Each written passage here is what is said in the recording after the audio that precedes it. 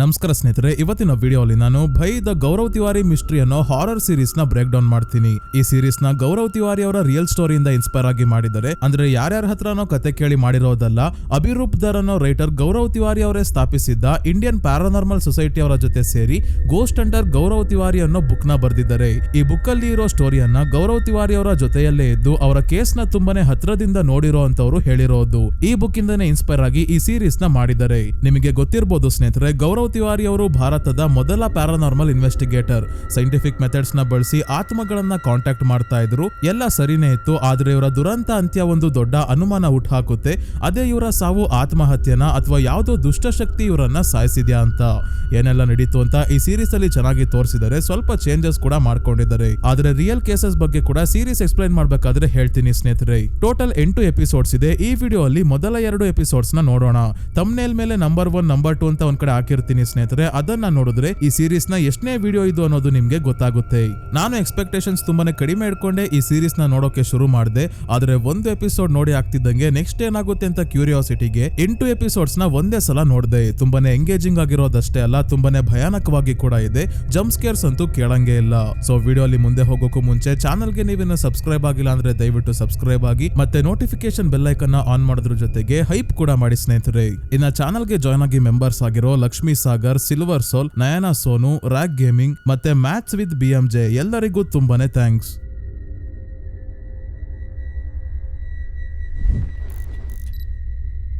ಈ ಸೀರೀಸ್ ನ ಸ್ಟಾರ್ಟಿಂಗ್ ಅಲ್ಲಿ ಗೌರವ್ ತಿವಾರಿ ಅವರು ಇನ್ವೆಸ್ಟಿಗೇಷನ್ ಮಾಡ್ತಿರೋ ರಿಯಲ್ ಫುಟೇಜಸ್ ನ ತೋರಿಸ್ತಾರೆ. ಇವರು ಸೈಂಟಿಫಿಕ್ ಮೆಥಡ್ಸ್ ಇಂದ ಆತ್ಮಗಳನ್ನ ಕಾಂಟ್ಯಾಕ್ಟ್ ಮಾಡೋಕೆ, ಅವುಗಳ ಜೊತೆ ಕಮ್ಯುನಿಕೇಟ್ ಮಾಡೋಕೆ ನೋಡ್ತಿದ್ದಾರೆ. ಭಾರತದಲ್ಲಿ ಭೂತ ಪ್ರೇತಗಳ ವಿಷಯಗಳನ್ನ ಅಷ್ಟು ಸೀರಿಯಸ್ ಆಗಿ ತಗೊಳ್ಳಲ್ಲ. ಹಾಗಾಗಿ ಇಡೀ ಜಗತ್ತಿಗೆ ದೆವ್ವ ಭೂತಗಳು ಇದಾವೆ ಅಂತ ಸಾಬೀತು ಪಡಿಸ್ತೀನಿ ಅಂತ ರಿಯಲ್ ಗೌರವ್ ತಿವಾರಿ ಹೇಳ್ತಿರೋ ಫುಟೇಜಸ್ ನ ನೋಡ್ತೀವಿ. ಇದಾದ್ಮೇಲೆ ನ್ಯೂಸ್ ಅಲ್ಲಿ ಹೇಗೆ ಕೇವಲ 32 ವರ್ಷ ವಯಸ್ಸಿನ ಗೌರವ್ ತಿವಾರಿ ರಹಸ್ಯಮಯವಾಗಿ ಸಾವನ್ನಪ್ಪಿದ್ದಾರೆ ಅನ್ನೋದನ್ನ ತೋರಿಸ್ತಿದ್ದಾರೆ. ಇಷ್ಟು ರಿಯಲ್ ವಿಡಿಯೋಸ್ ನ ನೋಡಿದ್ವಿ. ಈಗ ಸೀರೀಸ್ ಅಲ್ಲಿ ಏನಾಗುತ್ತೆ ಅಂತ ನೋಡೋಣ. 2016 ಜುಲೈ 7ನೇ ತಾರೀಕು ಗೌರವ್ ತಿವಾರಿ ಅವರು ಸಾವನ್ನಪ್ತಾರೆ. ಪೋಸ್ಟ್ ಮಾರ್ಟಮ್ ಮಾಡಿದ ಡಾಕ್ಟರ್ಸ್ಗೆ ಗೊತ್ತಾಗೋದೇನಂದ್ರೆ ಆಸ್ಫಿಕ್ಸಿಯೇಷನ್ ಇಂದನೇ ಇವರು ಸಾವನ್ನಪ್ಪಿರೋದು. ಅಂದ್ರೆ ಉಸಿರುಗಟ್ಟಿ. ಆದ್ರೆ ಇವರ ಕತ್ತಿನ ಭಾಗದಲ್ಲಿ ಒಂದು ಮಾರ್ಕ್ ಇದೆ. ಈ ಮಾರ್ಕ್ ಏನು ಅಂತ ಗೊತ್ತಾಗ್ತಿಲ್ಲ. ಬೆರಳಿನ ಮಾರ್ಕ ಅಥವಾ ಬೇರೆ ಯಾವ್ದಾದ್ರು ವಸ್ತುವಿಂದ ಆಗಿರೋ ಮಾರ್ಕ ಅಂತ ಗೊತ್ತಾಗ್ತಿಲ್ಲ. ಬಾತ್ರೂಮ್ ಅಲ್ಲಿ ಒಬ್ಬರೇ ಇದ್ದಾಗ ಸಾವನ್ನಪ್ಪಿರೋದು. ಹಾಗಾಗಿ ಬೇರೆ ಯಾರು ಕತ್ತಿಸ್ಕಿ ಸಾಯಿಸೋಕೆ ಸಾಧ್ಯನೇ ಇಲ್ಲ. ಡಾಕ್ಟರ್ಸ್ ಇಂಥ ಕೇಸ್ ನ ಮೊದಲನೇ ಬಾರಿ ನೋಡ್ತಿರೋದು. ಒಟ್ನಲ್ಲಿ ಇದು ಆತ್ಮಹತ್ಯೆ, ನೇಣು ಹಾಕೊಂಡು ಸಾವನ್ನಪ್ಪಿರೋದು ಅಂತ ಹೇಳಿ ಕೇಸ್ ಕ್ಲೋಸ್ ಮಾಡ್ತಾರೆ.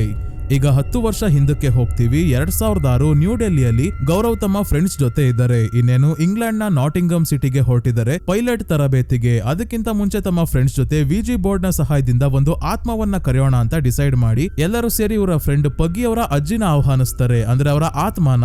ಹಿಂದೆನೆ ಗೌರವ್ ಪೊಸೆಸ್ಡ್ ಆಗಿ ಅಜ್ಜಿ ತರ ಮಾತಾಡೋಕೆ ಶುರು ಮಾಡ್ತಾರೆ. ಮತ್ತೆ ಕೈಯಲ್ಲಿ ಒಂದು ಬೆರಳನ್ನ ಒಳಗೆ ಫೋಲ್ಡ್ ಮಾಡಿದ್ದಾರೆ.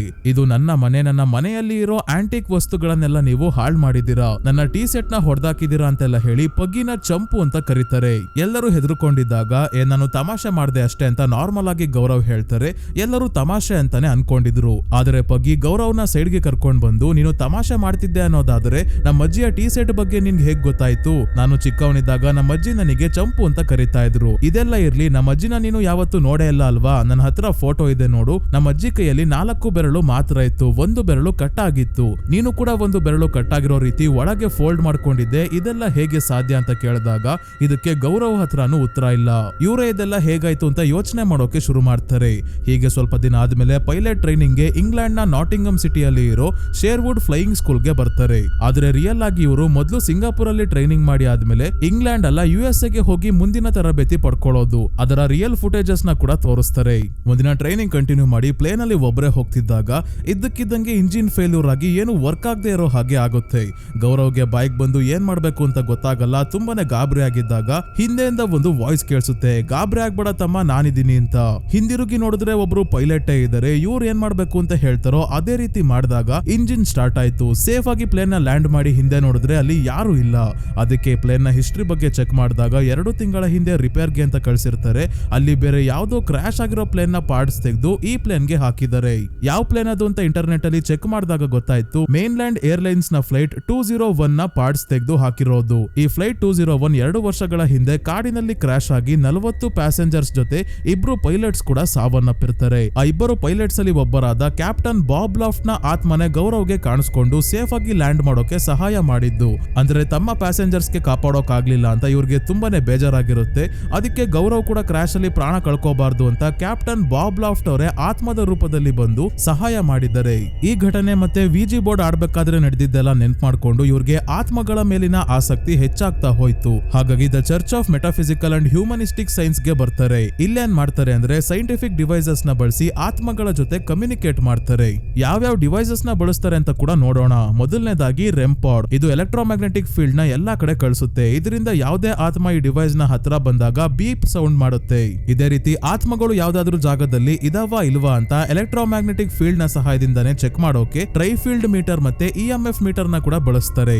ಗೌರವ್ ತಮಗೆ ಆದ ಅನುಭವದ ಬಗ್ಗೆ ಈ ಆರ್ಗನೈಸೇಷನ್ ನ ನಡೆಸ್ತಾ ಇರೋ ಇಬ್ಬರನ್ನ ಭೇಟಿಯಾಗಿ ಹೇಳ್ಕೊಂಡಾಗ ಇವ್ರು ಹೇಳ್ತಿರೋದು ನಿಜನಾ ಅಂತ ತಿಳ್ಕೊಳ್ಳೋಕೆ ಒಂದು ಟೆಸ್ಟ್ ಕೊಡ್ತಾರೆ. ಗೌರವ್ನ ಒಂದು ಹಾಂಟೆಡ್ ಹಾಸ್ಪಿಟಲ್ ಹತ್ರ ಕರ್ಕೊಂಡ್ ಬಂದು ಕೈಗೆ EMF ಮೀಟರ್ ಜೊತೆಗೆ ಕ್ಯಾಮ್ರಾ ಕೊಟ್ಟು ಹಾಸ್ಪಿಟಲ್ ಒಳಗೆ ಕಳಿಸ್ತಾರೆ. ಶವಗಾರದ ಫ್ರೀಜರ್ ನಂಬರ್ 10ರಲ್ಲಿ ಒಂದು ಆತ್ಮ ಇದೆ ಅಂತ ಜನ ನಂಬಿದ್ದಾರೆ.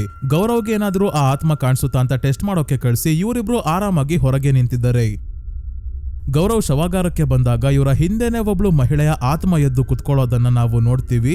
ಜೊತೆಗೆ EMF ಮೀಟರ್ ಅಲ್ಲಿ ಫುಲ್ ರೆಡ್ ಲೈಟ್ ತೋರಿಸ್ತಾ ಇದೆ. ಈಗ ಫ್ರೀಜರ್ ನಂಬರ್ 10ರ ಒಳಗೆ ಗೌರವ್ ಹೋದಾಗ ಇವರ ಮೇಲೆನೆ ಆ ಮಹಿಳೆಯ ಆತ್ಮ ಕಾಣಿಸ್ಕೊಳ್ಳುತ್ತೆ. ಮೊದಲು ಗೌರವ್ ತುಂಬಾನೇ ಹೆದರ್ಕೊಂಡ್ರು. ಆದ್ರೆ ಆಮೇಲೆ ನಾನು ಗೌರವ್ ಅಂತ ನಿಮಗೆ ಸಹಾಯ ಮಾಡೋಕೆ ಬಂದಿದ್ದೀನಿ ಅಂದಾಗ ಫ್ರೀಜರ್ ನ ಡೋರ್ ತಂತಾನೆ ಓಪನ್ ಆಗುತ್ತೆ. ಮತ್ತೆ ಇಲ್ಲಿ ಸಾವನ್ನಪ್ಪಿ ಆತ್ಮ ಆಗಿರೋ ಆ ಮಹಿಳೆಯ ಬ್ರೇಸ್ಲೆಟ್ ಕೂಡ ಸಿಗುತ್ತೆ. ಈ ಬ್ರೇಸ್ಲೆಟ್ ಮತ್ತೆ ರೆಕಾರ್ಡ್ ಮಾಡ್ಕೊಂಡು ಬಂದಿರೋ ವಿಡಿಯೋನ ತೋರಿಸಿದಾಗ ಈ ಆರ್ಗನೈಸೇಷನ್ ನಡೆಸ್ತಾ ಇರೋರು ಹೇಳ್ತಾರೆ, ಈ ಬ್ರೇಸ್ಲೆಟ್ ಆ ಶವಾಗಾರದಲ್ಲಿ ಸಾವನ್ನಪ್ಪಿರೋ ಒಬ್ಳು ಮಹಿಳೆಗೆ ಸೇರಿದ್ದು. ನೀನು ಸಾಧಾರಣದವನಲ್ಲ, ಆತ್ಮಗಳ ಜೊತೆ ನಿಂದು ಸ್ಪೆಷಲ್ ಕನೆಕ್ಷನ್ ಇದೆ. ಕೆಲವರಿಗೆ ಮಾತ್ರ ಈ ಶಕ್ತಿ ಇರೋದು. ನಿನಗಿಂತ ಮುಂಚೆ ತುಂಬಾನೇ ಜನ ಆ ಹಾಸ್ಪಿಟಲ್ಗೆ ಹೋಗಿದ್ದಾರೆ. ಅವ್ರು ಯಾರಿಗೂ ಕಾಣಿಸ್ತಾ ಇರೋ ಆತ್ಮ ನಿನಗೆ ಕಾಣಿಸ್ಕೊಂಡಿದೆ ಅಂತ ಹೇಳ್ತಾರೆ. ಇದಾದ್ಮೇಲೆ ಗೌರವ್ ಫ್ಲೈಟ್ ಅಲ್ಲಿ ಏನ್ ಸಮಸ್ಯೆ ಆಗಿತ್ತು ಅಂತ ಬರ್ದಿರೋ ರಿಪೋರ್ಟ್ ಅಲ್ಲಿ ಸಾವನ್ನಪ್ಪಿರೋ ಕ್ಯಾಪ್ಟನ್ ಬಾಬ್ ಲಾಫ್ಟ್ ಅವರ ಆತ್ಮ ಬಂದು ತಮ್ಮನ್ನ ಕಾಪಾಡಿದ್ದು ಅಂತ ಹೇಳಿ ಬರ್ದಿರೋದ್ರಿಂದ ಇದನ್ನ ನಂಬೋದಿಲ್ಲ ಆಫೀಸರ್ಸ್. ಏನ್ ಸಮಸ್ಯೆ ಆಗಿದೆಯೋ ಅದನ್ನ ಬರಿಬೇಕು. ಆತ್ಮ ಅದು ಇದು ಅಂತ ಕತೆ ಹೊಡೆದ್ರೆ ನಿನ್ ಕರಿಯರ್ಗೆ ತೊಂದರೆ ಅಂದ್ರೂ ಕೇಳಲ್ಲ. ಸುಳ್ಳು ಹೇಳಿದ್ರೆ ಕ್ಯಾಪ್ಟನ್ ಬಾಬ್ ಲಾಫ್ಟ್ ಅವರ ಆತ್ಮಕ್ಕೆ ಅವಮಾನ ಮಾಡ್ದಂಗೆ ಅವರಿಗೆ ಮುಕ್ತಿ ಸಿಗ್ಬೇಕು ಅಂದ್ರೆ ಅವರು ಮಾಡಿದ ಸಹಾಯವನ್ನ ಒಪ್ಕೋಬೇಕು ಅಂತ ಅನ್ಕೊಂಡಿದ್ದಾರೆ. ಇದೆಲ್ಲ ಆಫೀಸರ್ಸ್ ಕೇಳ್ತಾರ. ಇವರನ್ನ ಫ್ಲೈಟ್ ಟೆಸ್ಟ್ ಅಲ್ಲಿ ಫೇಲ್ ಮಾಡಿ ಮನೆಗೆ ಕಳಿಸ್ತಾರೆ. ಮನೆಯಲ್ಲಿ ಇವರ ತಂದೆ ಇದೇನ್ ಫೇಲ್ ಆಗಿ ಬಂದಿದ್ಯಾ, ಮುಂದೆ ಏನ್ ಮಾಡ್ಬೇಕು ಅನ್ಕೊಂಡಿದ್ಯಾ ಅಂತ ಕೇಳಿದಾಗ ನಾನು ಪ್ಯಾರಾನಾರ್ಮಲ್ ಇನ್ವೆಸ್ಟಿಗೇಟರ್ ಆಗ್ಬೇಕು ಅನ್ಕೊಂಡಿದ್ದೀನಿ. ಅಂದ್ರೆ ಆತ್ಮಗಳ ಬಗ್ಗೆ ಇನ್ವೆಸ್ಟಿಗೇಟ್ ಮಾಡೋದು ಅಂತಿದ್ದಂಗೆ ಅಪ್ಪ ಅಮ್ಮ ಇಬ್ರು ಗಾಬರಿ ಆಗೋಗ್ತಾರೆ. ಇವರು ಕೈಯೆಲ್ಲ ಮುಗ್ದು ನೀನು ಏನು ಇನ್ವೆಸ್ಟಿಗೇಷನ್ ಮಾಡೋದ್ ಬೇಡ ಕಣಪ್ಪ, ನಾನು ಲಕ್ಷಗಟ್ಲೆ ದುಡ್ಡು ಕೊಟ್ಟು ಓದಿಸಿದ್ದು ಬಂದು ಮಂತ್ರವಾದಿ ಆಗುವಂತ ಅಲ್ಲ. ನಮ್ ನಟ್ಟು ಬೋಲ್ಟಿನ್ ಫ್ಯಾಕ್ಟರಿ ಇದೆಯಲ್ಲ ಅಲ್ಲೇ ಕೆಲಸ ಮಾಡ್ಕೊಂಡಿರುವಂತೆ, ನಾಳೆನೆ ಫ್ಯಾಕ್ಟರಿಗೆ ಹೋಗೋಣ, ರೆಡಿ ಆಗಿರು ಅಂತಾರೆ. ಬೇಜಾರಾದ್ರೂ ಅಪ್ಪ ಹೇಳ್ದಂಗೆ ಗೌರವ್ ಫ್ಯಾಕ್ಟರಿಗೆ ಬರ್ತಾರೆ. ಇಲ್ಲಿ ಆ ನಟ್ಟು ಈ ಬೋಲ್ಟು ಅಂತ ಬರೀ ನಟ್ಟು ಬೋಲ್ಟಿನ್ ಹೆಸರು ಕೇಳಿ ಬೋರ್ ಆಗ್ತಿದೆ. ಮಧ್ಯಾಹ್ನ ಊಟ ಮಾಡೋಕೆ ಅಂತ ಕೂತಿದ್ದಾಗ ನ್ಯೂಸ್ ಪೇಪರ್ ಅಲ್ಲಿ ಮುಂಬೈನ ಹಾಕಿನ್ಸ್ ಹಾಸ್ಟೆಲ್ ಅಲ್ಲಿ ಒಬ್ಬ ಹುಡುಗನ ಮೇಲೆ ಒಂದು ಆತ್ಮ ದಾಳಿ ಮಾಡಿದೆ ಅಂತ ಹೆಡ್ಲೈನ್ಸ್ ಇರೋದನ್ನ ನೋಡಿ ತಕ್ಷಣ ಇಂಟರ್ನೆಟ್ ಅಲ್ಲಿ ಹಾಸ್ಟೆಲ್ ನ ನಂಬರ್ ತಗೊಂಡು ಫೋನ್ ಮಾಡ್ತಾರೆ. ಆಮೇಲೆ ಅಡ್ರೆಸ್ ತಿಳ್ಕೊಂಡು ಡೆಲ್ಲಿಯಿಂದ ಫ್ಲೈಟ್ ಹತ್ತಿ ಸೀದಾ ಹಾಸ್ಟೆಲ್ಗೆ ಬರ್ತಾರೆ. ಇಲ್ಲಿನ ವಾರ್ಡನ್ ನ ಭೇಟಿಯಾದಾಗ ಆ ಹುಡುಗನ ಮೇಲೆ ದಾಳಿ ಆಗಿದ್ದು ರೂಮ್ ನಂಬರ್ 213ರಲ್ಲಿ ಅಂತ ಗೊತ್ತಾಯ್ತು. ಅದಕ್ಕೆ ಇವರ ಜೊತೆನೆ ಆ ರೂಮ್ ಹತ್ರ ಬಂದಾಗ ಮೊದ್ಲೇ ಇಲ್ಲಿಗೆ ಒಬ್ರು ತಾಂತ್ರಿಕ ಬಂದು ಒಂದು ಆಚರಣೆಯನ್ನ ಮಾಡಿ ಹೋಗಿದ್ದಾರೆ. ಇಲ್ಲಿರೋ ಆತ್ಮದಿಂದ ಬೇರೆ ಯಾರಿಗೂ ತೊಂದರೆ ಆಗ್ಬಾರ್ದು ಅಂತ. ಇಂಥ ರೂಮ್ ಒಳಗೆ ಗೌರವ್ ಹೋಗ್ತಿದ್ದಾರಲ್ಲ ಅಂತ ವಾರ್ಡನ್ ನಿನಗೆ ಭಯ ಆಗಲ್ವಾ ಅಂತ ಕೇಳ್ತಾರೆ. ಇದಕ್ಕೆ ಗೌರವ್ ನಾಲೆಡ್ಜ್ ಕ್ಯಾನ್ಸಲ್ಸ್ ಫಿಯರ್ ಅಂತ ಹೇಳ್ತಾರೆ. ಜ್ಞಾನ ಅನ್ನೋದು ಭಯವನ್ನ ಕಡಿಮೆ ಮಾಡುತ್ತೆ ಅಂತ. ಈ ಆತ್ಮಗಳ ಬಗ್ಗೆ ಎಷ್ಟು ಜಾಸ್ತಿ ತಿಳ್ಕೊಂತೀವೋ ಅಷ್ಟೇ ಅವುಗಳ ಬಗ್ಗೆ ಇರೋ ಭಯ ಕೂಡ ಕಡಿಮೆ ಆಗುತ್ತೆ ಅನ್ನೋದು ಇವರ ಅಭಿಪ್ರಾಯ. ಎಲ್ಲಿವರೆಗೂ ಈ ಅಭಿಪ್ರಾಯ ಹೀಗೆ ಇರುತ್ತೆ ಅಂತ ನೋಡೋಣ. ಇವರು ರೂಮ್ ಒಳಗೆ ಬಂದು ಲೈಟ್ ಆನ್ ಮಾಡ್ತಿದ್ದಂಗೆ ಪ್ಯಾರಾನಾರ್ಮಲ್ ಆಕ್ಟಿವಿಟೀಸ್ ಶುರು ಆಗುತ್ತೆ. ಲೈಟ್ಸ್ ಫ್ಲಿಕರ್ ಆಗಿ ಆಫ್ ಆಯ್ತು. ಸ್ವಿಚ್ ಆನ್ ಮಾಡಿಲ್ಲ ಅಂದ್ರೂ ಫ್ಯಾನ್ ತಂತಾನೆ ಆನ್ ಆಗುತ್ತೆ. ಇವರ ಕೈಯಲ್ಲಿ ಇರೋ EMF ಮೀಟರ್ ಅಲ್ಲಿ ಫುಲ್ ರೆಡ್ ಲೈಟ್ ಹತ್ತುತ್ತಾ ಇದೆ. ಹಾಗಾಗಿ ನಾನು ಗೌರವ್ ತಿವಾರಿ, ನಾನು ನಿಮಗೆ ಯಾವುದೇ ರೀತಿ ತೊಂದರೆ ಕೊಡೋಕೆ ಬಂದಿಲ್ಲ. ಯಾರಾದ್ರೂ ಇಲ್ಲಿ ಇದ್ರೆ ನನ್ ಮುಂದೆ ಬನ್ನಿ ಅಂದಾಗ ನೀನೇ ನನ್ನ ಹತ್ರ ಬಾ ಅನ್ನೋ ಹಾಗೆ ಬಾತ್ರೂಮ್ ನ ಡೋರ್ ತಂತಾನೆ ಓಪನ್ ಆಯ್ತು. ಬಾತ್ರೂಮ್ ಅಲ್ಲಿ ಕನ್ನಡಿ ಮುಂದೆ ಬಂದು ಗೌರವ್ ನಿಂತ್ಕೊಂತಾರೆ. ಈಗ ಕನ್ನಡಿಯಲ್ಲಿ ಹಿಂದೆನೆ ನಿಂತಿರೋ ಒಂದು ಭಯಾನಕ ದುಷ್ಟಶಕ್ತಿಯನ್ನ ನಾವು ನೋಡ್ತೀವಿ. ಒಳ್ಳೆ ವ್ಯಾಂಪೈರ್ ತರ ಇದೆ. ಇದನ್ನ ನೋಡ್ತಿದ್ದಂಗೆ ಗೌರವ್ ತಮಗೆ ಗೊತ್ತಿಲ್ದಂಗೆ ಸೋಪ್ನ ಎತ್ಕೊಂಡು ಕನ್ನಡಿ ಮೇಲೆ ಒಂದು ಸಿಂಬಲ್ ನ ಬರಿತಿದ್ದಾಗ ಪೊಲೀಸ್ ಕಾನ್ಸ್ಟೇಬಲ್ ಬಂದು ಗೌರವ್ಗೆ ಬೈದು ಕಳಿಸ್ತಾರೆ. ಇದಾಗ್ತಿದ್ದಂಗೆ ಇಂಡಿಯನ್ ಪ್ಯಾರಾನಾರ್ಮಲ್ ಸೊಸೈಟಿನ ಶುರು ಮಾಡಿ ಬಿಸ್ನೆಸ್ ಕಾರ್ಡ್ ನ ಕೂಡ ರೆಡಿ ಮಾಡ್ಕೊಂಡು ಬಂದಿದ್ದಾರೆ. ಆದ್ರೆ ಅವರು ಫುಲ್ ಟೈಮ್ ಇದೇ ಕೆಲಸ ಮಾಡೋದು ಇವರ ಫ್ರೆಂಡ್ ನಿಹಾರಿಕಾಗೆ ಅಷ್ಟು ಇಷ್ಟ ಆಗ್ತಿಲ್ಲ. ಹಾಬಿ ಅಥವಾ ಪ್ಯಾಷನ್ಗೆ ಈ ಕೆಲಸ ಮಾಡೋದಕ್ಕೂ ಫುಲ್ ಟೈಮ್ ಮಾಡೋದಕ್ಕೂ ಒಂದೇನಾ ಅಂತಿದ್ದಾಳೆ. ಆದ್ರೆ ಅವರು ಡಿಸೈಡ್ ಮಾಡಿ ಆಗಿದೆ ಭಾರತದ ಮೊದಲ ಪ್ಯಾರಾನಾರ್ಮಲ್ ಇನ್ವೆಸ್ಟಿಗೇಟರ್ ಆಗ್ಲೇಬೇಕು ಅಂತ. IPS ಶುರು ಮಾಡಿ ಆಯ್ತು, ಅಂದ್ರೆ ಇಂಡಿಯನ್ ಪ್ಯಾರಾನಾರ್ಮಲ್ ಸೊಸೈಟಿ. ಈಗ ಟೀಮ್ ಕಟ್ಬೇಕಲ್ಲ, ಅದಕ್ಕೆ ಮೊದಲು ಬರೋದು ಮೇಘಾ ಅನ್ನೋ ಹುಡುಗಿ ಹತ್ರ. ಇವಳಿಗೆ ಹಾಂಟೆಡ್ ಪ್ಲೇಸಸ್ ಮತ್ತೆ ಸ್ಮಶಾನಕ್ಕೆಲ್ಲ ಹೋಗೋದು ಅಂದ್ರೆ ತುಂಬಾನೇ ಇಷ್ಟ. ತನ್ನ ಮನೆಯ ಹಿಂದೆ ಇರೋ ಸ್ಮಶಾನಕ್ಕೆ ಯಾವಾಗ್ಲೂ ಫ್ರೆಂಡ್ಸ್ ಜೊತೆ ಹೋಗ್ತಾ ಇರ್ತಾಳೆ. ದೆವ್ವ ಭೂತಗಳ ಅನುಭವ ಆಗಿರೋದಷ್ಟೇ ಅಲ್ಲ, ಪ್ಯಾರಾನಾರ್ಮಲ್ ಗೆ ಸಂಬಂಧಿಸಿದ ಬುಕ್ಸ್ ಎಲ್ಲ ಓದಿ ತುಂಬಾನೇ ವಿಷಯ ತಿಳ್ಕೊಂಡಿದ್ದಾಳೆ. ಇವಳನ್ನ ಟೀಮ್ ಗೆ ಸೇರಿಸ್ಕೊಂಡಾದ್ಮೇಲೆ ನೆಕ್ಸ್ಟ್ ರಾಜ್ ಹತ್ರ ಬರ್ತಾರೆ. ಇವನಿಗೆ ಪ್ಯಾರಾನಾರ್ಮಲ್ ಇನ್ವೆಸ್ಟಿಗೇಷನ್ ನ ಪಿ ಕೂಡ ಗೊತ್ತಿಲ್ಲ, ಆದ್ರೆ ಕ್ಯಾಮ್ರಾ ಮತ್ತೆ ಬೇರೆ ಡಿವೈಸಸ್ ನ ಆಪರೇಟ್ ಮಾಡೋದ್ರಲ್ಲಿ ಎಕ್ಸ್ಪರ್ಟ್ ಆಗಿರೋದ್ರಿಂದ ಟೀಮ್ ಗೆ ಸೇರಿಸ್ಕೊಂತಾರೆ. ಅಷ್ಟೇ ಅಲ್ಲ, ರಾಜ್ನ ಕಸಿನ್ ವಿಕ್ರಮ್ ಮತ್ತೆ ಅವನ ಹೆಂಡತಿ ದಿಶಾಳ ಮನೆಯಲ್ಲಿ ಆತ್ಮದ ಕಾಟ ಇರೋದ್ರ ಬಗ್ಗೆ ಹೇಳ್ತಾ ಇದ್ದಾನೆ ರಾಜ್. ಇದೇ ಇವರು ಟೀಮ್ ಆದ ನಂತರ ಮೊದಲನೇ ಕೇಸ್. ವಿಕ್ರಮ್ ಮತ್ತೆ ದಿಶಾಳ ಮನೆಯಲ್ಲಿ ಒಂದು ನಾಯಿ ಕೂಡ ಇದೆ, ಬ್ರೂನೋ ಅಂತ. ವಿಕ್ರಮ್ ಕೆಲ್ಸಕ್ಕೆ ಹೋದ ನಂತರ ದಿಶಾ ಬ್ರೂನೋ ಜೊತೆ ಒಬ್ಳೆ ಇರ್ತಾಳೆ. ಒಂದಿನ ದಿಶಾ ಅಡುಗೆ ಮನೆಯಲ್ಲಿ ಇದ್ದಾಗ ಬ್ರೂನೋ ಮೇಲೆ ರೂಮ್ ಅಲ್ಲಿ ಜೋರಾಗಿ ಬೊಗಳುತ್ತಾ ಇರೋ ಶಬ್ದ ಕೇಳಿಸುತ್ತೆ. ಏನು ಅಂತ ನೋಡೋಕೆ ದಿಶಾ ಬಂದಾಗ ಬ್ರೂನೋ ಆಟ ಆಡೋದಕ್ಕೆ ಇಟ್ಕೊಂಡಿದ್ದ ಗೊಂಬೆ ಎಲ್ಲ ಕಿತ್ತೋಗಿದೆ. ರೂಮ್ ಅಲ್ಲಿ ಬೆಡ್ ಕೆಳಗೆ ಹೆದರ್ಕೊಂಡು ಕೂತಿರೋ ಬ್ರೂನೋನ ದಿಶಾ ನೋಡ್ತಿದ್ದಾಗ ಹಿಂದೆ ಒಬ್ಬ ವ್ಯಕ್ತಿಯ ಆತ್ಮ ಕಾಣಿಸ್ಕೊಳ್ಳುತ್ತೆ. ಇದನ್ನ ನೋಡಿ ತುಂಬಾನೇ ಹೆದರ್ಕೊಂಡಿದ್ದಾಳೆ ದಿಶಾ. ಇದಾದ್ಮೇಲೆ ಒಂದಿನ ರಾತ್ರಿ ವಿಕ್ರಮ್ ಮನೆಗೆ ಲೇಟ್ ಆಗಿ ಬಂದು ಊಟ ಮಾಡ್ತಿದ್ದಾಗ ದಿಶಾ ರೂಮ್ ಅಲ್ಲಿ ಮಲಗಿರ್ತಾಳೆ. ಆಗ ಕೂಡ ಅದೇ ಬೆಡ್ ಕೆಳಗೆ ಕಾಣಿಸ್ಕೊಂಡಿದ್ದ ಆತ್ಮ ಇವಳಿಗೆ ಕಾಣಿಸ್ಕೊಂಡಿರುತ್ತೆ. ಇದೆಲ್ಲದರಿಂದ ಇವಳು ತುಂಬಾನೇ ಡಿಸ್ಟರ್ಬ್ ಆಗಿರೋದ್ರಿಂದ ರಾಜ್, ಗೌರವ್ ಮತ್ತೆ ಮೇಘಾಳನ್ನ ಕರ್ಕೊಂಡು ದಿಶಾ ಮತ್ತೆ ವಿಕ್ರಮ್ ನ ಮನೆಗೆ ಬರ್ತಾನೆ. ಬ್ರೂನೋಗೆ ಹುಷಾರ್ ಗಿಷಾರ್ ಇಲ್ವೇನೋ ಅಂತ ಹಾಸ್ಪಿಟಲ್ ಗೆ ಕರ್ಕೊಂಡು ಹೋಗಿ ಬಂದಿದ್ದಾರೆ, ಏನು ಸಮಸ್ಯೆ ಇಲ್ಲ. ಆದ್ರೆ ಬ್ರೂನೋ ಮಾತ್ರ ಯಾವಾಗ್ಲೂ ರೂಮ್ ನ ಕಿಟಕಿ ಹತ್ರನೇ ಕೂತಿರುತ್ತೆ, ಬೊಗಳುತ್ತಾ ಇರುತ್ತೆ, ಅಲ್ಲಿಂದ ಬೇರೆ ಕಡೆ ಬರೋದೇ ಇಲ್ಲ. ಯಾಕೆ ಅಂತ ಗೌರವ್ ನೋಡೋಕೆ ಬಂದಾಗ ಇವ್ರಿಗೆ ಇಲ್ಲಿ ಒಂದು ಆತ್ಮ ಇರೋದು ಗೊತ್ತಾಯ್ತು. ಯಾಕಂದ್ರೆ ಕಿಟಕಿ ಹತ್ರ ಮಾತ್ರ ಟೆಂಪರೇಚರ್ ತುಂಬಾನೇ ಕಡಿಮೆ ಇದೆ, ಗಡಿಯಾರ ನಿಂತೋಗಿದೆ, ರಾಜ್ನ ಕ್ಯಾಮ್ರಾ ಬ್ಯಾಟರಿ ಬೇಗ ಕಡಿಮೆ ಆಗ್ತಿದೆ. ಯಾಕಂದ್ರೆ ಆತ್ಮಗಳು ಈ ಎನರ್ಜಿ ಫೀಲ್ಡ್ ಮೇಲೆ ಪ್ರಭಾವ ಬೀರುತ್ತೆ. ಎಲ್ಲದಕ್ಕಿಂತ ಮುಖ್ಯವಾಗಿ ಪ್ರಾಣಿಗಳಿಗೆ ಮನುಷ್ಯರಿಗಿಂತ ಜಾಸ್ತಿ ಸ್ಟ್ರಾಂಗ್ ಆಗಿರೋ ಸಿಕ್ಸ್ತ್ ಸೆನ್ಸ್ ಇರುತ್ತೆ. ಅದಕ್ಕೆ ಆತ್ಮದ ಬಗ್ಗೆ ದಿಶಾ ಮತ್ತೆ ವಿಕ್ರಮ್ ಗಿಂತ ಜಾಸ್ತಿ ಬ್ರೂನೋಗೆ ಗೊತ್ತಿದೆ. ಆ ಆತ್ಮ ಕಿಟಕಿಯಿಂದ ಬರೋದು ಹೋಗೋದು ಮಾಡ್ತಿರ್ಬೇಕು, ಅದಕ್ಕೆ ಅಲ್ಲೇ ಕುತ್ಕೊಂಡು ನಿಮ್ಮನ್ನ ಕಾಪಾಡೋಕೆ ನೋಡ್ತಾ ಇದೆ. ಈ ಮನೆಯ ಓನರ್ ಹತ್ರ ಮಾತಾಡೋಣ ಬನ್ನಿ ಅಂತ ಗೌರವ್ ವಿಕ್ರಮ್ ಮತ್ತೆ ಮೇಘಾ ಜೊತೆ ಮನೆಯ ಓನರ್ ಪಾರಿಕ್ ಹತ್ರ ಬರ್ತಾರೆ. ಮನೆಯಲ್ಲಿ ಇವ್ರಿಗಿಂತ ಮುಂಚೆ ಯಾರಾದ್ರೂ ಇದ್ರ, ಏನಾಗಿತ್ತು ಅಂತ ಗೌರವ್ ಕೇಳಿದಾಗ ಬೇರೆಯವ್ರು ಇದ್ರು, ಆದ್ರೆ ಯಾಕಿದ್ರು ಯಾರಿದ್ರು ಅಂತ ನಿನ್ಗೆ ಯಾಕೆ ಹೇಳ್ಬೇಕು, ಕಳೆದ 2 ವರ್ಷದಿಂದ ಇಬ್ರು ಅದೇ ಮನೆಯಲ್ಲಿ ಇದಾರೆ, ಇದ್ದಕ್ಕಿದ್ದಂಗೆ ದೆವ್ವ ಎಲ್ಲಿಂದ ಬಂತು, ನನ್ ಪ್ರಾಪರ್ಟಿಯ ಬೆಲೆ ಕಡಿಮೆ ಮಾಡೋಕೆ ನೋಡ್ತಿದ್ದೀರಾ, ಹಾಗೆ ಹೀಗೆ ಅಂತ ಬಾಯ್ಗ್ ಬಂದಂಗೆ ಮಾತಾಡ್ತಿದ್ದಾರೆ. ಆದ್ರೆ ಕೊನೆಗೂ ಪಾರಿಕ್ ಹೇಳ್ತಾರೆ, ಇವ್ರಿಗಿಂತ ಮುಂಚೆನೆ ಅವಿಕ್ ಅನ್ನೋ ಪೇಂಟರ್ ಮನೆಯಲ್ಲಿ ವಾಸವಾಗಿದ್ದ. ಒಂದಿನ ಇದ್ದಕ್ಕಿದ್ದಂಗೆ ಮನೆಯಲ್ಲಿ ತನ್ನ ದೇಹಕ್ಕೆ ಬೆಂಕಿ ಹಚ್ಕೊಂಡು ಸುಟ್ಟೋಗಿ ಸಾವನ್ನಪ್ಪಿರ್ತಾನೆ. ಪೊಲೀಸ್ ಅವರು ಆತ್ಮಹತ್ಯೆ ಅಂತ ಕೇಸ್ ಕ್ಲೋಸ್ ಮಾಡಿದ್ದಾರೆ.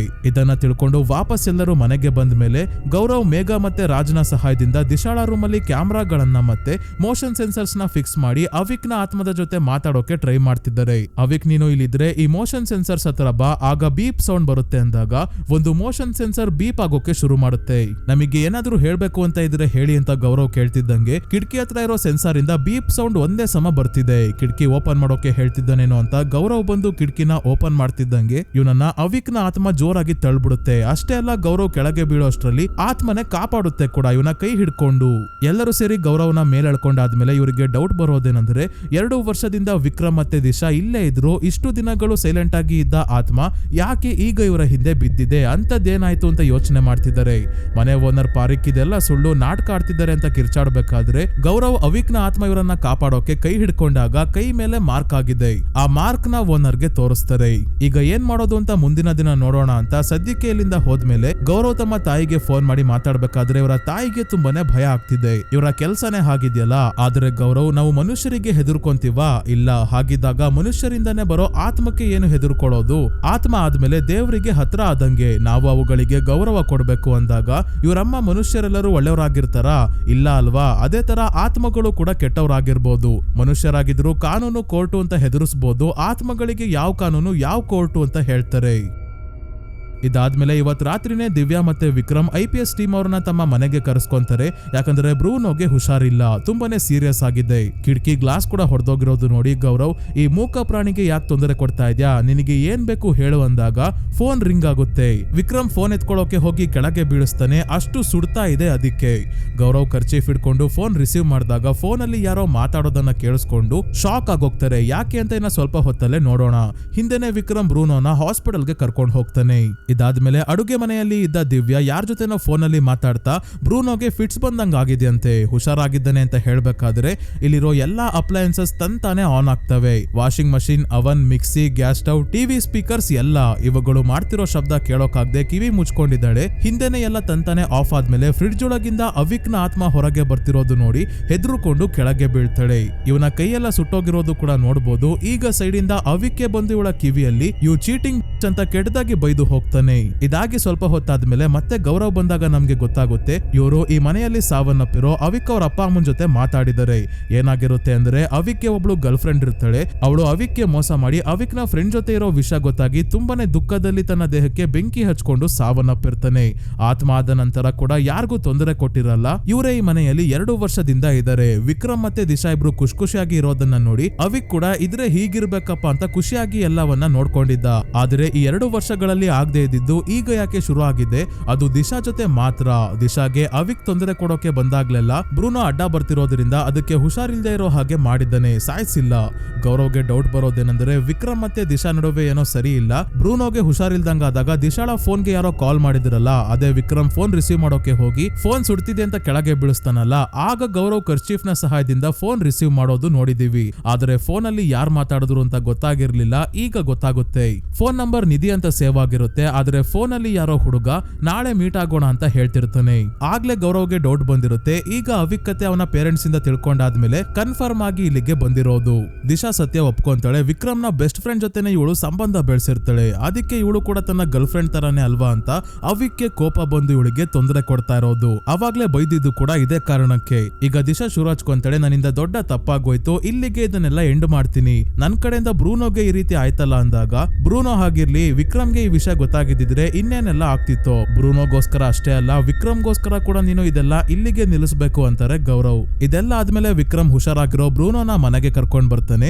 ದಿಶಾ ಏನು ಹೇಳಲ್ಲ. ವಿಕ್ರಮ್ನ ತಪ್ಕೊಂಡು ತುಂಬಾನೇ ಅಳ್ತಾ ಇದ್ದಾಳೆ. ಇನ್ಮೇಲೆ ಅವಿಕ್ ಕೂಡ ಏನು ಮಾಡಲ್ಲ. ದಿಶಾ ನೆಟ್ಟಿಗೆ ಇದ್ರೆ ಅವನ ಪಾಡಿಗೆ ಅವನಿರ್ತಾನೆ. ಇವರು ಕೂಡ ಏನು ತೊಂದರೆ ಆಗ್ದಂಗೆ ಮೊದ್ಲು 2 ವರ್ಷದಿಂದ ಇದ್ರಲ್ಲ ಅದೇ ರೀತಿ ಇರ್ಬೋದು ಅಂತ IPS ಟೀಮ್ ಅವರು ಇಲ್ಲಿಂದ ಖುಷಿಯಾಗಿ ಹೊರಡ್ತಾರೆ. ಈಗ ಪ್ರೆಸೆಂಟ್ ಗೆ ಬರ್ತೀವಿ. ಅಂದ್ರೆ 2025 ಮಾರ್ಚ್ಗೆ. ಇಲ್ಲಿ ಸ್ನೇಹಿತರೆ ಈ ಸೀರೀಸ್ ನಾನ್ ಲೀನಿಯರ್ ಆಗಿ ಇರೋದು. ನಾನು ಆದಷ್ಟು ಸಿಂಪಲ್ ಆಗಿ ಹೇಳೋಕೆ ಟ್ರೈ ಮಾಡ್ತಿದ್ದೀನಿ. ಪ್ರೆಸೆಂಟ್ 2007, 2011 ಮತ್ತೆ 2016 ಗೌರವ್ ತಿವಾರಿ ಅವರ ಸಾವಿಗಿಂತ ಮುಂಚೆ ಇಷ್ಟು ಟೈಮ್ ಲೈನ್ ನ ಒಂದಾದ್ಮೇಲೆ ಒಂದು ತೋರ್ಸಲ್ಲ, ಒಂದಕ್ಕೊಂದು ಕನೆಕ್ಟ್ ಮಾಡಿ ತೋರಿಸ್ತಾರೆ. ಪ್ರೆಸೆಂಟ್ ಅಲ್ಲಿ ಏನೋ ನಡೀತಾ ಇರುತ್ತೆ, ಆಗ ಪಾಸ್ಟ್ ಅಲ್ಲಿ ಒಂದು ಕೇಸ್ ನಡೀತಾ ಇರೋದನ್ನ ನೆನ್ಪು ಮಾಡ್ಕೊಂಡಾಗ ಕಥೆಯಲ್ಲಿ ಹಿಂದಕ್ಕೆ ಹೋಗ್ತೀವಿ. ಹಾಗಾಗಿ ಡೇಟ್ಸ್ ನ ಗಮನದಲ್ಲಿ ಇಟ್ಕೊಂಡು ನೋಡಿ ಸ್ನೇಹಿತರೆ, ಈಸಿಯಾಗಿ ಅರ್ಥ ಆಗುತ್ತೆ. ಸೊ ಈಗ 2025 ಮಾರ್ಚ್ ಮುಂಬೈಯಲ್ಲಿ ಐರಿನ್ ವೆಂಕಟ್ ಅನ್ನೋ ಜರ್ನಲಿಸ್ಟ್ ಮತ್ತೆ ಆಥರ್ ಗೌರವ್ ಬಗ್ಗೆ ತುಂಬಾನೇ ರಿಸರ್ಚ್ ಮಾಡ್ತಿದ್ದಾಳೆ. ಅವರ ಬಗ್ಗೆ ಒಂದು ಬುಕ್ ಬರಿಬೇಕು ಅಂತ ಹೇಳಿ. ಏನೇ ಮಾಡಿದ್ರು ಗೌರವ್ ಹೇಗೆ ಸಾವನ್ನಪ್ಪಿರ್ಬೋದು ಅಂತ ಇವಳಿಗೆ ಗೆಸ್ ಮಾಡೋಕ್ಕೂ ಆಗ್ತಿಲ್ಲ. ಹಾಗಾಗಿ ಇನ್ನು IPS ಟೀಮ್ ಹಾಗೆ ಇದೆ. ಗೌರವ್ ಇಲ್ಲ ಅಂದ್ರೂ ನಡೀತಾ ಇದೆ. ಅಷ್ಟೇ ಅಲ್ಲ, ಮೇಘಾ ಮತ್ತೆ ರಾಜ್ ಜೊತೆ ಈಗ ಸಿದ್ಧಾರ್ಥ್ ಅನ್ನೋ ಹುಡುಗ ಕೂಡ ಇದ್ದಾನೆ. ಇವನು ಹೇಗೆ ಜಾಯ್ನ್ ಆದ ಟೀಮ್ಗೆ ಅಂತ ಮುಂದೆ ನೋಡೋಣ. ಸದ್ಯಕ್ಕೆ ಐರಿನ್ ಅವಾಗವಾಗ IPS ಆಫೀಸ್ಗೆ ಬಂದು ಗೌರವ್ ಬಗ್ಗೆ, ಅವರ ಕೇಸಸ್ ಬಗ್ಗೆ ವಿಚಾರಿಸ್ತಾ ಇರ್ತಾಳೆ ಅನ್ನೋದು ನಮ್ಗೆ ಗೊತ್ತಾಗುತ್ತೆ. ಇಲ್ಲಿ ಸ್ನೇಹಿತರೆ ಸೀರೀಸ್ ಅಲ್ಲಿ ಐರಿನ್ ಬುಕ್ ಬರಿತಾ ಇರೋದು ಅಂತ ತೋರಿಸಿದರೆ, ಆದ್ರೆ ರಿಯಲ್ ಆಗಿ ಬುಕ್ ಬರ್ದಿರೋದು ಅಭಿರೂಪ್ ಧರನ್ ಅವರು. ಸೀರೀಸ್ ಸ್ಟಾರ್ಟ್ ಆಗ್ಬೇಕಾದ್ರೇನೆ ತೋರಿಸ್ತಾರೆ. ಈ ಬುಕ್ 2021ರಲ್ಲಿ ಪಬ್ಲಿಷ್ ಆಗಿತ್ತು. ಅದನ್ನ ಚೇಂಜ್ ಮಾಡಿ 2025ರಲ್ಲಿ ಇನ್ನೂ ಐರಿನ್ ರಿಸರ್ಚ್ ಮಾಡ್ತಿರೋ ಹಾಗೆ ತೋರಿಸಿದ್ದಾರೆ ಅಷ್ಟೇ. ಐರಿನ್ಗೆ ಗೌರವ್ ಮಾಡ್ತಿದ್ದ ಕೆಲಸದ ಮೇಲೆ ಮೊದಲು ಸ್ವಲ್ಪನೂ ನಂಬಿಕೆ ಇರಲಿಲ್ಲ. ಹಾಗೆ ನ್ಯೂಸ್ ಪೇಪರ್ ಅಲ್ಲಿ ಬರ್ದಿರ್ತಾಳೆ ಕೂಡ. ಅದಕ್ಕೆ ಮೇಘಾಗೆ ಅವಳನ್ನ ಕಂಡ್ರೆ ಸ್ವಲ್ಪನೂ ಆಗಲ್ಲ. ಆದ್ರೆ ಈಗ ಗೌರವ್ ಬಗ್ಗೆ ತುಂಬಾನೇ ರಿಸರ್ಚ್ ಮಾಡೋಕೆ ಶುರು ಮಾಡ್ದಾಗ್ಲಿಂದ ಅವರ ಇನ್ವೆಸ್ಟಿಗೇಷನ್ ತುಂಬಾನೇ ಇಂಟ್ರೆಸ್ಟಿಂಗ್ ಅಂತ ಅನಿಸ್ತಾ ಇದೆ. ಆ ಕೇಸ್ ಗಳನ್ನ ಸ್ಟಡಿ ಮಾಡಿದ್ರೆ ಅವರ ಸಾವಿನ ರಹಸ್ಯ ಕೂಡ ಗೊತ್ತಾಗ್ಬೋದು ಅನ್ಕೊಂಡಿದ್ದಾಳೆ. ರಿಯಲ್ ಆಗಂತೂ ಇವತ್ತಿಗೂ ಏನಾಗಿದೆ ಅಂತ ಗೊತ್ತಾಗಿಲ್ಲ. ಆದ್ರೆ ಸೀರೀಸ್ ಅಲ್ಲಿ ತುಂಬಾನೇ ಚೆನ್ನಾಗಿ ಏನ್ ಆಗಿರ್ಬೋದು ಅನ್ನೋದನ್ನ ತೋರಿಸ್ತಾರೆ ಸ್ನೇಹಿತರೆ. ಸೊ ಸಿದ್ಧಾರ್ಥ್, ರಾಜ್ ಮತ್ತೆ ಮೇಘಾ ಇವಳಿಗೆ ಬ್ರೂನೋ ಕೇಸ್ ಬಗ್ಗೆ ಎಲ್ಲ ಹೇಳಿ ಆದ್ಮೇಲೆ ಈಗ ಬೇರೆ ಕೇಸ್ ಬಂತು. ನೆಕ್ಸ್ಟ್ ಯಾವಾಗಾದ್ರೂ ಸ್ಟೋರಿ ಕಂಟಿನ್ಯೂ ಮಾಡ್ತೀವಿ ಅಂತ ಹೇಳಿ 3 ಜನ ಹೊರಟಿದ್ದಾರೆ. ಮೇಘಾ ಹೋಗ್ಬೇಕಾದ್ರೆ ಸಡನ್ ಆಗಿ ಗೌರವನ ಕತೆ ಮೇಲೆ ಆಸಕ್ತಿ ಹೆಚ್ಚಾಗಿದೆ. ಅವನ ಸಾವಿನ ಬಗ್ಗೆ ಇನ್ನ ಡೀಟೇಲ್ಸ್ ಬೇಕು ಅಂದ್ರೆ ಪೊಲೀಸ್ ಅವ್ರಿಗೂ ಅಥವಾ ಬೇರೆ ಯಾರಿಗಾದ್ರೂ ಕೇಳ್ಕೊ ಅಂತೆಲ್ಲ ಮಾತಾಡಿದಾಗ ಐರಿನ್ ಹೇಳ್ತಾಳೆ, ಕೇವಲ 32 ವರ್ಷ ವಯಸ್ಸು, ಯಾವುದೇ ಕಾಯಿಲೆ ಇರಲಿಲ್ಲ, ದೈಹಿಕವಾಗಿ ಮಾನಸಿಕವಾಗಿ ಕೂಡ ಫ್ಯಾಮಿಲಿಯಲ್ಲಿ ಏನು ತೊಂದರೆ ಇಲ್ಲ, ಯಾರು ಶತ್ರುಗಳಿಲ್ಲ, ಆದ್ರೂ ಕೂಡ ಬಾತ್ರೂಮ್ ಅಲ್ಲಿ ಆತ್ಮಹತ್ಯೆ ಮಾಡ್ಕೊಂಡಿರೋದು ಅಂತ ಸಿಂಪಲ್ ಆಗಿ ಪೊಲೀಸ್ ಅವರು ಈ ಕೇಸ್ ನ ಕ್ಲೋಸ್ ಮಾಡಿದ್ದಾರೆ. ಆದ್ರೆ ನನಗೆ ಇದರಲ್ಲಿ ಒಂದು ಕತೆ ಕಾಣ್ತಾ ಇದೆ. ಆ ಕತೆ ಹೊರಗಿನ ಪ್ರಪಂಚಕ್ಕೆ ತಿಳಿಸ್ಬೇಕು ಅಂತಾನೆ ನಾನು ಈ ಬುಕ್ ಬರಿತಾ ಇರೋದು. ಗೌರವೇ ಹೇಳ್ತಿದ್ರು ಅಲ್ವಾ, ಒಂದು ವಿಷಯದ ಬಗ್ಗೆ ಅರ್ಥ ಮಾಡ್ಕೊಳ್ಳೋಕೆ ಪ್ರಯತ್ನ ಪಡ್ಲಿಲ್ಲ ಅಂದ್ರೆ ನಮಗೆ ಹೇಗೆ ಅದರ ಬಗ್ಗೆ ತಿಳಿಯುತ್ತೆ ಅಂತ. ಅದೇ ರೀತಿ ನಾನು ಕೂಡ ಗೌರವ್ ಬಗ್ಗೆ ಅರ್ಥ ಮಾಡ್ಕೊಂತಾ ಇದ್ದೀನಿ, ಇದರಿಂದ ಅವರು ನಿಜವಾಗ್ಲೂ ಏನು ಅನ್ನೋದು ತಿಳಿಯುತ್ತೆ ಅಂತ ಹೇಳಿ ಹೋಗ್ತಾಳೆ. ಇವರ ಹತ್ರ ಅಷ್ಟೇ ಅಲ್ಲ, ಐರಿನ್ ನಿಹಾರಿಕಾಳನ್ನ ಕೂಡ ಕಾಂಟ್ಯಾಕ್ಟ್ ಮಾಡೋಕೆ ಟ್ರೈ ಮಾಡಿದ್ದಾಳೆ. ನಿಹಾರಿಕಾ ಯಾರಂದ್ರೆ ಸ್ನೇಹಿತರೆ ಗೌರವ್ನ ಫ್ರೆಂಡ್. ಅದೇ IPS ನ ಬಿಸ್ನೆಸ್ ಕಾರ್ಡ್ ಮಾಡಿಸ್ಕೊಂಡ್ ಬಂದು ತಮ್ಮ ಫ್ರೆಂಡ್ಸ್ ಗೆ ತೋರಿಸಿದಾಗ ಇದನ್ನ ಹಾಬಿಯಾಗಿ ಅಥವಾ ಪ್ಯಾಷನ್ ಆಗಿ ಮಾಡೋದೇನೋ ಸರಿ, ಆದ್ರೆ ಫುಲ್ ಟೈಮ್ ಈ ಕೆಲಸ ಮಾಡೋದು ಸರಿಯಲ್ಲ ಅಂತ ಹೇಳಿದ್ಲಲ್ಲ, ಅದೇ ನಿಹಾರಿಕಾ. ಈಗ ಇವಳು ಸೈಕ್ಯಾಟ್ರಿಸ್ಟ್ ಆಗಿದ್ದಾಳೆ, ಆದ್ರೆ ಗೌರವ್ ಬಗ್ಗೆ ಮಾತಾಡೋಕೆ ಇವಳಿಗೆ ಇಷ್ಟ ಇಲ್ಲ. ಹಾಗಾಗಿ ಐರಿನ್ ಎಷ್ಟೇ ರಿಕ್ವೆಸ್ಟ್ ಮಾಡ್ಕೊಂಡ್ರು ನಿಹಾರಿಕಾ ಇವಳು ಏನ್ ಹೇಳ್ತಿದ್ದಾಳೆ ಅಂತಾನು ಕೇಳಿಸ್ಕೊಳ್ಳೋದಿಲ್ಲ, ಮೊದ್ಲು ಎಸ್ಕೇಪ್ ಆಗ್ತಾಳೆ. ನೆಕ್ಸ್ಟ್ ನಲ್ಲಿ ಗೌರವ್ ಪ್ರಾಣ ಕಳ್ಕೊಳ್ಳೋಕು ಮುಂಚೆ 1 ತಿಂಗಳ ಹಿಂದೆ ನಿಹಾರಿಕಾಳನ್ನ ಭೇಟಿಯಾಗಿ ಇವಳು ಸೈಕ್ಯಾಟ್ರಿಸ್ಟ್ ಆಗಿರೋದಕ್ಕೆ ತುಂಬಾನೇ ಖುಷಿ ಪಟ್ಟಿರ್ತಾರೆ. ಒಂದು ಕಾಲದಲ್ಲಿ ರೆಂಟ್ ಕೊಡೋಕು ಹಣ ಇರ್ತಿರ್ಲಿಲ್ಲ, ಆದ್ರೆ ಈಗ ತುಂಬಾನೇ ಬೆಳೆದಿರೋದು ನೋಡಿ ಗೌರವ್ ಹೆಮ್ಮೆ ಪಟ್ಟಿರ್ತಾರೆ. ಅದೇ ನಿಹಾರಿಕಾಗೆ ಗೌರವ್ನ ಸ್ಥಿತಿ ನೋಡಿ ಚಿಂತೆ ಶುರು ಆಗಿರುತ್ತೆ. ಯಾಕಂದ್ರೆ ತುಂಬಾನೇ ಡಿಪ್ರೆಸ್ಡ್ ಆಗಿ ಇರ್ತಾರೆ, ಯಾರ ಜೊತೆನೂ ಮನ್ಸಲ್ಲಿ ಇರೋದನ್ನ ಹೇಳ್ಕೊಂತಿರಲ್ಲ. ನಿನ್ನನ್ನ ನೋಡಿದ್ರೆ ಗೊತ್ತಾಗುತ್ತೆ ತುಂಬಾನೇ ಸ್ಟ್ರೆಸ್ ಅಲ್ಲಿ ಇದೆಯಾ, ಏನಾಯ್ತು ಹೇಳು ಅಂತ ನಿಹಾರಿಕಾ ಫೋರ್ಸ್ ಮಾಡಿದಾಗ ನಾನು ತುಂಬಾನೇ ಪ್ಯಾರಾನಾರ್ಮಲ್ ಕೇಸಸ್ ನ ಹ್ಯಾಂಡಲ್ ಮಾಡಿದ್ದೀನಿ, ಆದ್ರೆ ಒಂದು ಕೇಸ್ ವಾಪಸ್ ಬಂದಿದೆ, ಅದು ನನ್ನನ್ನ ಕಾಡ್ತಾ ಇದೆ ಅಂದಾಗ ಈ ಕೇಸ್ಗಳಿಂದ ನಿನಗೆ ತುಂಬಾನೇ ತೊಂದರೆ ಆಗ್ತಿದೆ, ಇದೆಲ್ಲದರಿಂದ ಹೊರಗೆ ಬಂದು ಸ್ವಲ್ಪ ರಿಲ್ಯಾಕ್ಸ್ ಮಾಡು ಅಂತಿದ್ದಾಳೆ ನಿಹಾರಿಕಾ. ಇದಾದ್ಮೇಲೆ ಗೌರವ್ ಅವರು ಸಾಯೋ ದಿನ ಜುಲೈ 7, 2016ಕ್ಕೆ ಬರ್ತೀವಿ. ಇವತ್ತು ಸಂಜೆನೆ ಮುಂಬೈಗೆ ಬರ್ತೀನಿ ಅಂತ ಡೆಲ್ಲಿಯಲ್ಲಿ ಇರೋ ತಮ್ಮ ಮನೆಯಿಂದ ಸಿದ್ಧಾರ್ಥ್ಗೆ ಫೋನ್ ಮಾಡಿ ಹೇಳ್ಬೇಕಾದ್ರೆ ಹಿಂದೆಯಿಂದ ಇವರಮ್ಮ ಬಂದು ಭುಜದ ಮೇಲೆ ಕೈ ಇಡ್ತಾರೆ ಅಷ್ಟೇ. ಯಾವ್ದೋ ದೆವ್ವವನ್ನ ನೋಡ್ದಂಗೆ ಗೌರವ್ ಗಾಬರಿ ಆಗೋಗ್ತಾರೆ. ಇದೇನ್ ರಾತ್ರಿ ಸರಿಯಾಗಿ ನಿದ್ದೆ ಮಾಡಿಲ್ವಾ, ಯಾಕೆ ಹೆದರ್ಕೊಂಡೆ, ಹೋಗಿ ಸ್ನಾನ ಮಾಡ್ಕೊಂಡ್ ಬಾ, ತಿಂಡಿ ರೆಡಿ ಆಗ್ತಿದೆ ಅಂದಾಗ ಗೌರವ್ ಬಾತ್ರೂಮ್ ಡೋರ್ ಹತ್ರ ಹೋಗ್ಬೇಕಾದ್ರೂ ಕೂಡ ಇಲ್ಲಿ ಯಾರೋ ಬೇರೆಯವ್ರು ಇರೋ ರೀತಿ ಅನುಭವ ಆಗ್ತಾ ಇದೆ. ಆದ್ರೂ ಬಾತ್ರೂಮ್ಗೆ ಹೋಗಿ ಡೋರ್ ಕ್ಲೋಸ್ ಮಾಡ್ಕೊಂಡವ್ರು ಮತ್ತೆ ಡೋರ್ ತೆಗೆಯೋದೇ ಇಲ್ಲ. ಇವರಮ್ಮ ಬಾತ್ರೂಮ್ ಇಂದ ನೀರು ಹೊರಗೆ ಬರ್ತಿರೋದನ್ನ ನೋಡಿ ಇವರ ತಂದೆಗೆ ಹೇಳಿದಾಗ ಇಬ್ರಿಗೂ ತುಂಬಾನೇ ಆತಂಕ ಆಗ್ತಿದೆ. ಜೋರಾಗಿ ಡೋರ್ ನ ತಳ್ಳಿ ಹೊಡೆದಾಕಿ ಒಳಗೆ ಬಂದು ನೋಡಿದ್ರೆ ಗೌರವ್ ಕೆಳಗೆ ಬಿದ್ದಿದ್ದಾರೆ. ಕತ್ತಿನ ಭಾಗದಲ್ಲಿ ಒಂದು ಮಾರ್ಕ್ ಕೂಡ ಇದೆ. ತಕ್ಷಣ ಹಾಸ್ಪಿಟಲ್ಗೆ ಕರ್ಕೊಂಡೋದ್ರು ಕೂಡ ಗೌರವ್ ಮೊದಲೇ ಸಾವನ್ನಪ್ಪಿದ್ದಾರೆ ಅನ್ನೋದು ಗೊತ್ತಾಗುತ್ತೆ. ಟಿವಿಯಲ್ಲೆಲ್ಲ ಇದೇ ನ್ಯೂಸ್. ಕೆಲವರಂತೂ ಇದು ಆತ್ಮಹತ್ಯೆ ಖಂಡಿತ ಅಲ್ಲ, ಯಾವುದೋ ದುಷ್ಟಶಕ್ತಿ ಅವರನ್ನ ಕೊಲೆ ಮಾಡಿದೆ ಅಂತಿದ್ದಾರೆ. ಇಡೀ ಜೀವನ ಆತ್ಮಗಳ ರಹಸ್ಯವನ್ನ ಬಯಲು ಮಾಡೋಕೆ ನೋಡ್ತಿದ್ದವರ ಸಾವೇ ರಹಸ್ಯವಾಗಿ ಉಳಿದಿದೆ. ಏನಾಯ್ತು ಅನ್ನೋ ಸತ್ಯ ಗೊತ್ತೇ ಆಗ್ಲಿಲ್ಲ ಅನ್ನೋದನ್ನ ಟಿವಿಯಲ್ಲಿ ಹೇಳ್ತಾ ಇದ್ದಾರೆ. ಸೊ ಸ್ನೇಹಿತರೆ, ಮೊದಲ 2 ಎಪಿಸೋಡ್ಸ್ ಇಲ್ಲಿಗೆ ಮುಗಿಯುತ್ತೆ. ಮುಂದಿನ ಎಪಿಸೋಡ್ಸ್ ಕೂಡ ಆದಷ್ಟು ಬೇಗ ಅಪ್ಲೋಡ್ ಮಾಡ್ತೀನಿ ಸ್ನೇಹಿತರೆ. ಚಾನಲ್ಗೆ ಸಬ್ಸ್ಕ್ರೈಬ್ ಆಗಿಲ್ಲ ಅಂದ್ರೆ ದಯವಿಟ್ಟು ಸಬ್ಸ್ಕ್ರೈಬ್ ಆಗಿ ಮತ್ತೆ ನೋಟಿಫಿಕೇಶನ್ ಬೆಲ್ ಐಕನ್ನ ಆನ್ ಮಾಡಿ. ನೆಕ್ಸ್ಟ್ ವಿಡಿಯೋ ಅಪ್ಲೋಡ್ ಆಗ್ತಿದ್ದಂಗೆ ಆದಷ್ಟು ಬೇಗ ನಿಮ್ಗೆ ನೋಟಿಫಿಕೇಶನ್ ಬರುತ್ತೆ.